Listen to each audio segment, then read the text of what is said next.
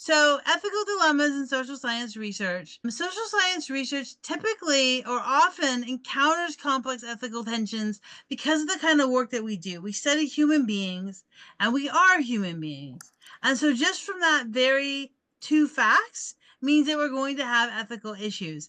If we were studying rocks, there wouldn't be as many ethical issues. Now, I want to say that just because we were studying rocks doesn't mean there wouldn't be any ethical issues, because what if we wanted to take all the rocks from a particular location and take them back to the lab?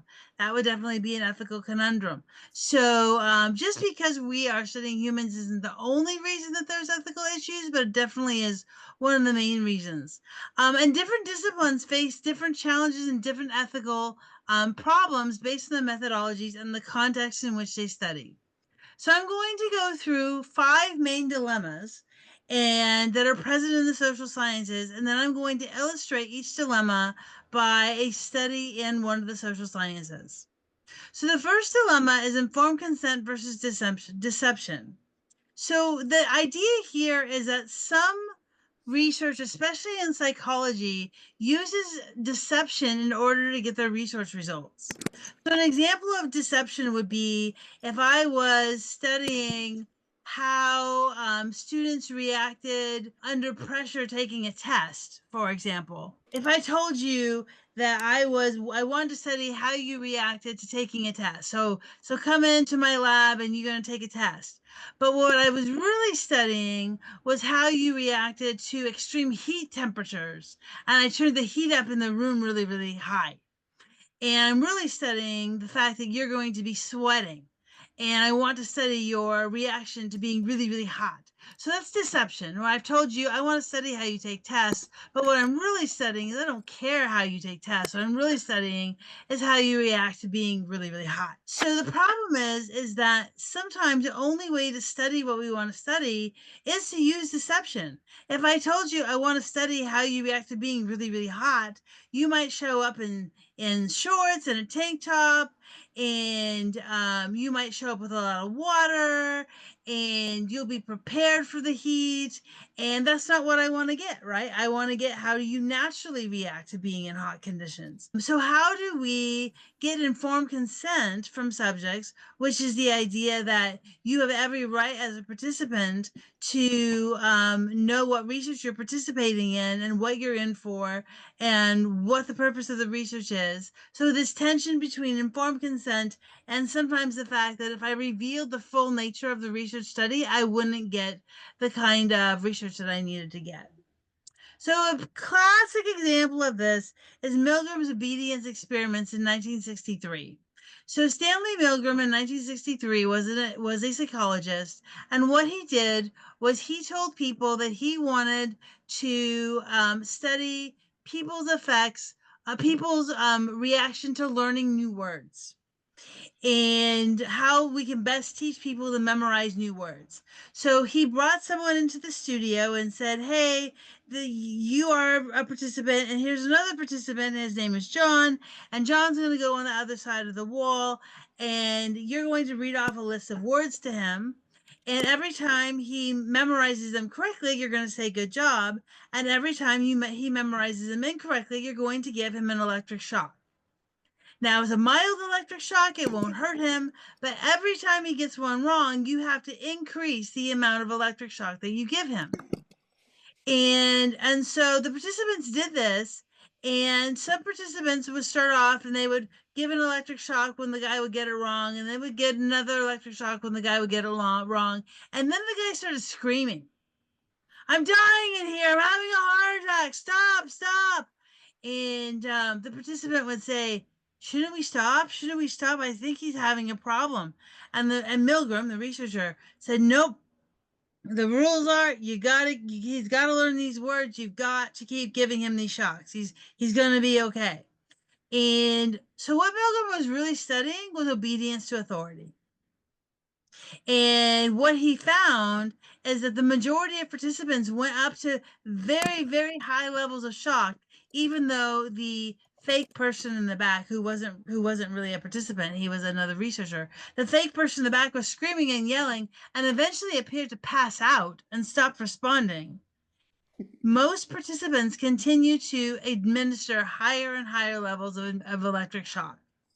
And so that's what Milgram was studying was obedience to authority. He didn't care about memorization of words. That was just a ruse to get people to see how much they would obey authority. And so the idea here was come out of this study is a lot of debate about how much we should tell participants about the nature of the study they're participating in, and was Milgram ethical to put these people through a lot of emotional distress thinking that they were harming someone else for the purpose of research. Now, I will tell you that Milgram debriefed everyone afterwards. After it was all done, he said, "Hey, coming out, John. John's not really a participant. He's a researcher. He's fine. You weren't giving electric shocks. It was all for fake. Everything is fine."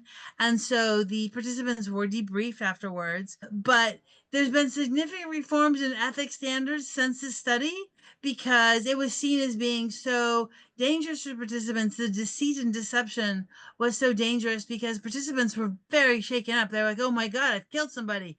I've hurt someone's screaming in there, but I'm going to keep giving them these electric shocks." So Milgram proved his point that people obey authority under all circumstances. So it was a successful experiment scientifically, but ethically, it's very, very questionable. The next dilemma is confidentiality versus duty to report. So the tension here is that researchers promise to protect participants' identities and information. However, researchers also have a legal and ethical obligations to report certain things like child abuse, elder abuse, that kind of thing, intention to murder somebody. And so, how do you retain confidentiality if you, for example, are studying people, a family? Let's say you're studying a family and you find out that one of the family members is abusing a child. What do you do as a researcher? You've promised them confidentiality.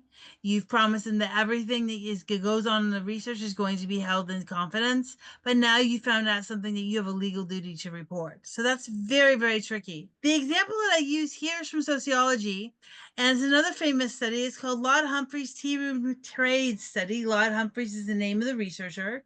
And what Humphreys did is he went into public bathrooms and basically observed glory holes and anonymous gay sex encounters in public restrooms. And he observed these men, who most of them were married. He observed these men having anonymous sex encounters in public bathrooms. But then what he did is he took down license plate numbers and was through their license plate numbers, was able to get their home addresses and went to their homes to interview them under false pretenses. And so this was a major breach of confidentiality that could have exposed participants to serious harm. This was in 1970. Like I said, most of these participants were married to women, and their wives did not know that they were engaging in gay sex in public restrooms. And also, there was a risk to their public identities and their public personas, as far as their, like if they were people in the public eye or whatever, that could have been revealed through the tea room trade study. So this led to significant reforms in ethics regarding privacy and confidentiality. The next dilemma number 3, is researcher safety versus data integrity. So this issue here is where researchers need to be protected from physical, psychological, or legal harm while still ensuring comprehensive, accurate data collection. So for example, last week I read a paper about a graduate student anthropologist who was doing research in Ghana, and she was gang raped while she was doing her field research. And so she actually wrote about her rape as another academic paper, and she wrote about the experience of being a researcher and being the victim of violence of being a researcher. And so this is actually a big problem in lots of situations, depending on what kind of research you're doing, where your personal safety may be at risk. So an example of this comes out of anthropology. Chagnon's studies of the Yanomami in the 1960s and the 1970s. So the Yanomami are an indigenous community in Venezuela and Brazil, And when Chagnon went into these areas to study the Yanomami, he faced very dangerous conditions, including disease exposure and violent conflicts between tribes. He also included blood collection from the Yanomami, which could have been dangerous, obviously, but also raised ethical concerns. But there was intense tribal warfare going on, and there was a lot of tension between how he could gather enough data about the Yanomami without putting himself in a lot of danger. At that time, the Yanomami were warring consistently. There was a lot of intertribal warfare. And so, as an anthropologist, how do you study a group that is warring each other constantly? And so, he did put his life in danger to do this research. And it's something that, especially anthropologists, deal with the most. I would say anthropologists and sociologists, but anthropologists are probably the most likely to have to deal with safety issues while they're conducting their research. The fourth dilemma is beneficence versus respect for autonomy. The idea here is ensuring that research benefits participants and the community. So research should not just be done for research's sake. It should benefit people. It should benefit the community, and it should benefit the participants who do the research. At the same time, respect for autonomy is honoring participants' independent choices. So an example of this is the microcredit study in India from 2005 to 2010. And what they did is they randomized, this is an economic study. They randomized people in poor communities, some of whom receive microfinance loans, which are small loans to start small businesses in poor communities. And some neighborhoods were randomly selected to receive access to these microfinance loans, and some were not. The researchers decided which communities would receive potential beneficial financial services. So this raises a lot of questions about fairness, equity, and what is the benefits to the community and to the participants. So for these participants who were in the control group who didn't receive any financial assistance, but they were going to meetings, they were being interviewed, they were being studied, people were coming to their homes and studying them.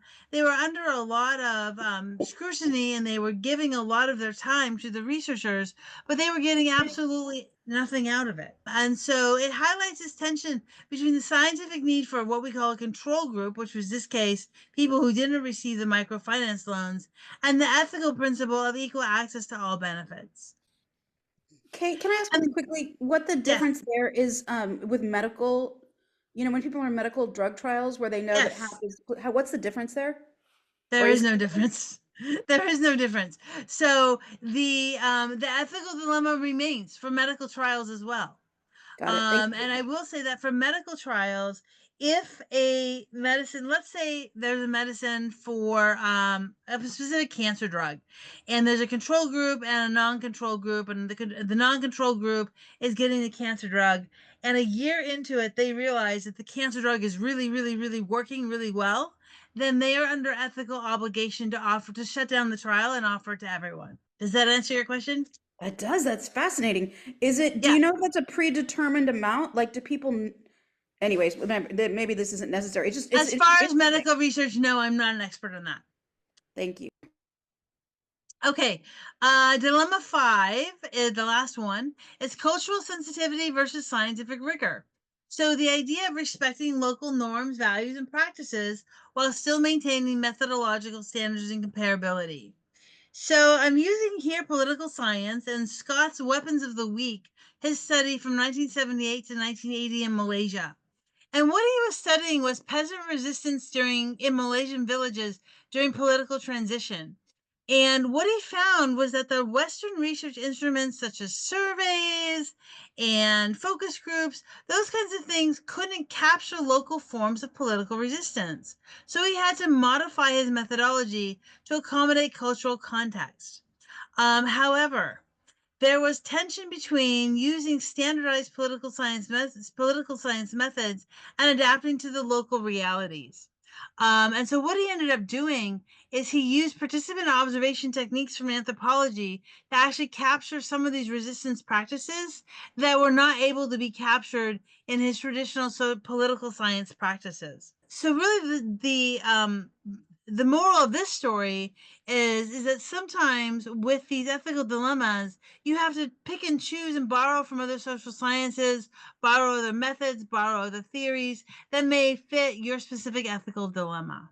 So really, that is the end of my lecture for today. I do want to point out the third bullet here, which is institutional review boards, IRBs. IRBs are institutions that reside within usually universities, but also hospitals, anywhere that does research. So hospitals have them, universities have them, and all research that involves human subjects must be approved by the IRB. And it's like a 30-page form. It takes days and days and days and weeks and weeks and weeks to fill out.